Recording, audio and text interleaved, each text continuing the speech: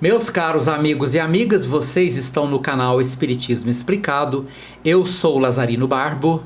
Antes de começar o nosso vídeo de hoje, eu vou te pedir que ajude o nosso canal a crescer, inscreva-se no nosso canal e deixe o seu like. É muito importante o seu like para o crescimento do nosso canal. Hoje vamos estudar mais um pouco a prática mediúnica relacionada à psicofonia consciente. Na psicofonia consciente, o médium, embora esteja sob a influência de um espírito, ele consegue manter um nível de consciência que permite que ele tenha um domínio sobre as ações dos espíritos. Esse tipo de mediunidade de psicofonia podemos considerar como mais úteis, porque é um exercício da mediunidade que permite que se ajude os espíritos doentes, sofredores, desequilibrados e principalmente os obsessores, que são espíritos normalmente envolvidos em um projeto de vingança contra os seus perseguidos, logicamente, na maioria das vezes, em função de situações que ocorreram em vidas passadas. Vamos analisar então como funciona a psicofonia consciente relacionada a espíritos dessa natureza, doentes, sofredores, desequilibrados e obsessores. Um espírito, quando se aproxima de uma pessoa que não tem uma mediunidade ostensiva, esta pessoa não sente absolutamente nada. Mesmo estando ali sofrendo uma influência mental de algum espírito, ela não tem nenhum tipo de reação física relacionada a esta influência espiritual. Já o médium de psicofonia tem muitas reações físicas. Vamos deixar aí o link de vários vídeos para vocês verem na playlist sobre mediunidade, que explicam como funcionam estes sintomas de mediunidade quando o médium ainda não tem controle sobre ela. Quando o espírito se aproxima do médium psicofônico, dado as características do médium, ele assimila as vibrações eletromagnéticas contidas na aura do espírito. E sendo este espírito de baixo teor vibratório, ele carrega dentro de si um mundo mental, emocional desequilibrado. E estas energias desequilibradas refletem-se na aura deste espírito. O halo de energia em volta desse espírito contém todo o seu mundo mental. E é exatamente isto que o médium assimila. Normalmente, quando o espírito se aproxima do médium, o médium quase que imediatamente entra num estado de ansiedade. E esta ansiedade mediúnica, ela não tem motivações. Não houve uma prévia de desequilíbrio do médium, não houve uma discussão, não houveram pensamentos desequilibrados. Ele está bem, está normal o seu comportamento e de repente entra no estado de ansiedade. E esta ansiedade desencadeia no médium todo um conjunto de reações físicas. Ele sente formigamentos, esfriamentos das mãos e dos pés, ele sente a respiração opressa e aí ele começa a captar o conteúdo emocional do espírito comunicante. Espíritos doentes, sofredores e obsessores têm um conteúdo emocional muito pesado. Eles sentem muita angústia, depressão, tristeza, desarmonia geral. Muitos sentem a sensação de muitas dores físicas, fome, frio, abandono, angústias gerais que determinam a natureza do mundo emocional desses espíritos. E o médium, embora de forma atenuada, capta tudo isso. Então, de repente, a pessoa começa a ter vontade de chorar.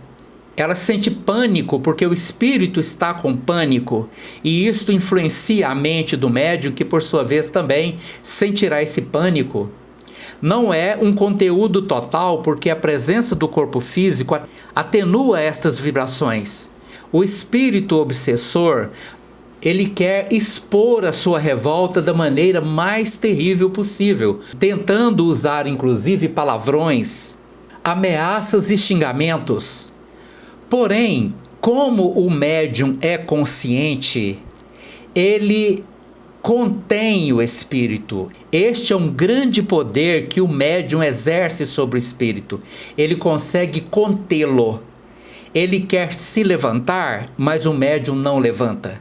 Ele quer gritar, mas o médium fala baixinho. Ele quer xingar, mas o médium não permite. Então, neste momento, o espírito passa por um grande choque, dividido em duas etapas. Primeiramente, o choque anímico, que é, primeiramente, as energias físicas do médium, que é comunicada ao espírito. Ele recebe um choque como se ele estivesse encarnado, porque a psicofonia é como se fosse uma microencarnação. Durante alguns minutos ele vai sentir as energias do corpo do médium, e ao sentir essas energias ele recebe um choque de energia.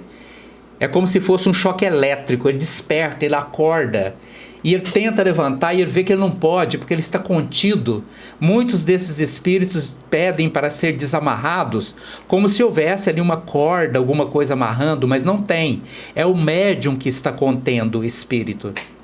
E aliado a esta contenção do médium, pela vontade do médium, por ele ser consciente, e ao mesmo tempo aliado ao choque anímico, isto se constitui as duas etapas da primeira possibilidade desse espírito mudar o seu comportamento.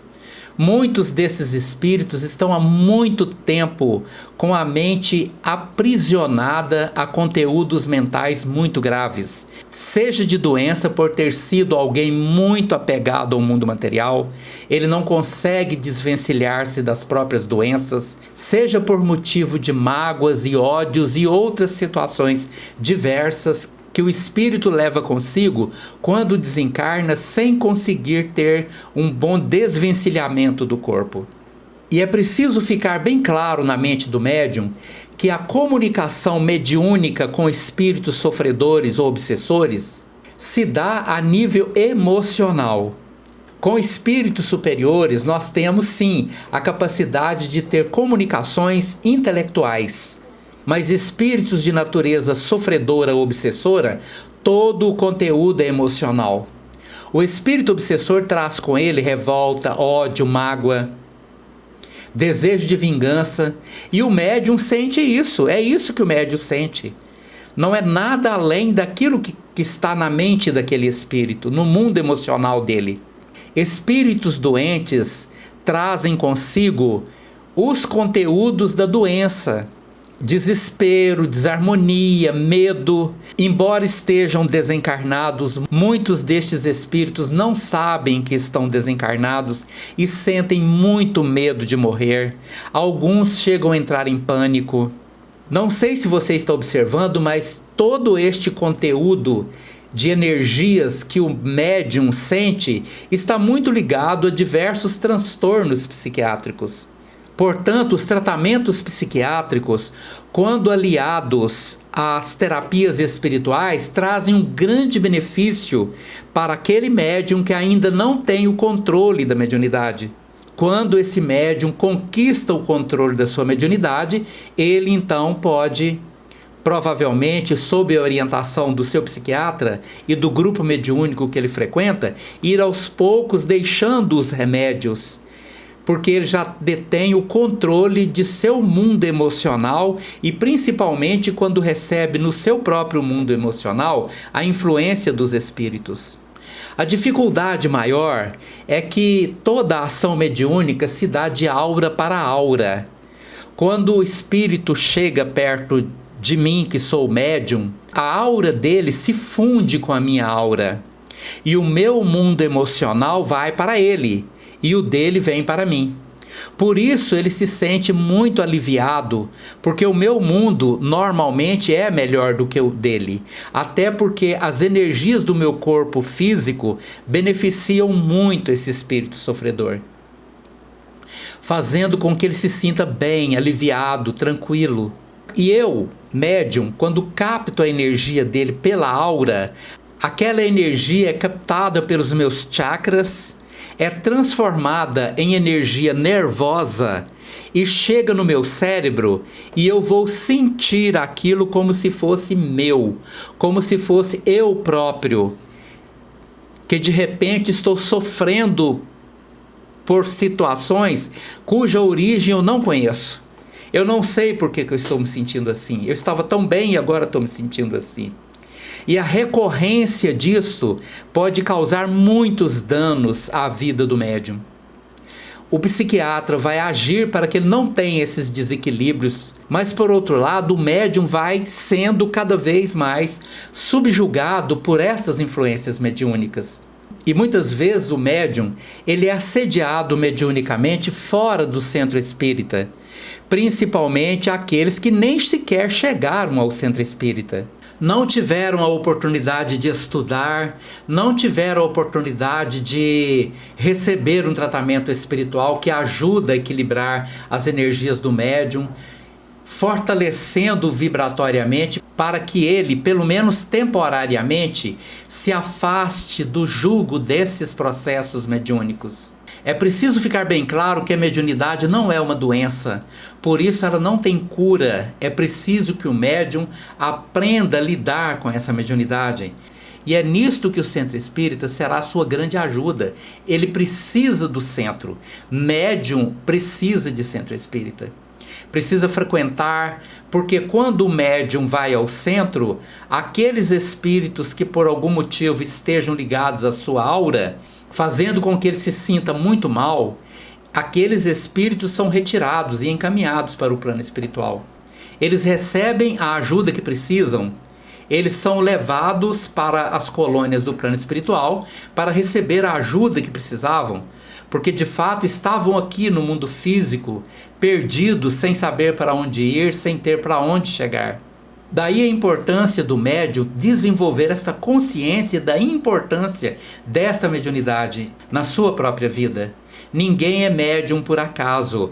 A mediunidade é uma oportunidade de, pelo amor, cobrir a multidão dos pecados. E eu preciso ter essa consciência. Mas se o médium recebe uma influência fora do centro, isto para os médiuns que já dominam a sua mediunidade, eles não têm problema nenhum com isso. Eles sabem lidar com isto. Eles sabem que basta ele fazer uma prece, respirar lento e profundamente, ter um controle emocional, pedir a proteção dos mentores espirituais que dirigem ou que trabalham no centro que ele frequenta, que imediatamente ele recebe o socorro aonde ele estiver, e este espírito será retirado dali e ele então se vê livre daquele tipo de influência e a sua vida volta ao normal. Mas porém, quando esse médium ainda não conquistou isso, ele precisa desenvolver a capacidade de ter controle sobre a sua ansiedade. Porque, como explicamos antes, quando a energia sofrida, desequilibrada, rancorosa, odiosa do espírito, ou mesmo a energia doentia do espírito doente, é recebida pelo médium, ele desencadeia naturalmente um processo de ansiedade. Porque quando essas energias entram no sistema nervoso do médium, ao chegar no cérebro, o cérebro vai desencadear um conjunto de reações que vão despertar essa ansiedade. Então, para o médium aprender a ter controle sobre esses sintomas, ele precisa buscar ajuda e, ao mesmo tempo, desenvolver a capacidade mental de ter domínio sobre a sua ansiedade. É preciso que o médium compreenda que ele pode sim ter domínio desses sintomas apenas com os tratamentos psiquiátricos, mas ele vai virar escravo de remédios. E um detalhe, nem todos conseguem, porque às vezes a influência dos espíritos são muito fortes e mesmo as medicações têm que ser cada vez mais fortes, neutralizando a capacidade mental do próprio médium. Por isso ele precisa das duas terapias, receber assistência psiquiátrica e ajuda espiritual, para que ele possa aliar as duas fontes de auxílio para que ele tenha controle sobre a sua mediunidade. É assim que funciona. Nós precisamos entender que a mediunidade não é por acaso e ela vem na minha vida por um motivo. E o motivo principal é para que eu use essa mediunidade em meu próprio benefício, utilizando-a para melhorar o meu conteúdo mental e, pelo amor, cobrir a multidão de meus pecados. Nos próximos vídeos que estarão no nosso canal sempre às terças-feiras, 19 horas, nós vamos aprofundando aos poucos nestes conhecimentos, tanto da teoria quanto da prática mediúnica. Muito obrigado pela sua atenção. Se você gostou desse vídeo, deixa aí o seu like. É muito importante o seu like para o nosso canal.